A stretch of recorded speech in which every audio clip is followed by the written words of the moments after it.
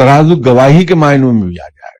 جب ہم گواہی دیں تو گواہی دیتے وقت اگر میری گواہی کا نقصان میرے اولاد کو ہوتا ہے یا میرے والدین کو ہوتا ہے، میرے بہن بھائیوں کو ہوتا ہے، تو میں اگر مسلمان ہوں تو میں ہچکچاؤں گا نہیں. میری گواہی سے میرے دشمن کو فائدہ پہنچتا ہے تو میں اس خوف سے اس گواہی کو چھپاؤں نہ کہ میری سچی گواہی دینے سے میرے دشمن کو فائدہ ہو جائے گا.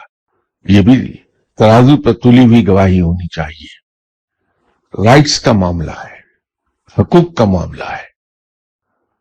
فقیر اپنے حقوق وہ کلیم نہیں کرتا، مانگے گا نہیں کسی سے، فورگو کر دے گا. لیکن دوسروں کے حق 100% سے زیادہ ادا کرنے کی کوشش کرے. لیکن اگر کوئی شخص نہ تو کسی کا حق مارتا ہے اور نہ اپنا حق کہیں چھوڑتا ہے تو وہ اپنی ڈیلنگز کو ترازو میں تول کر رہا ہے.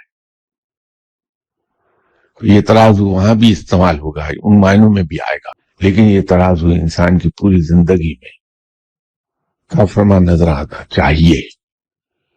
یہی مسلمان کی شان ہے.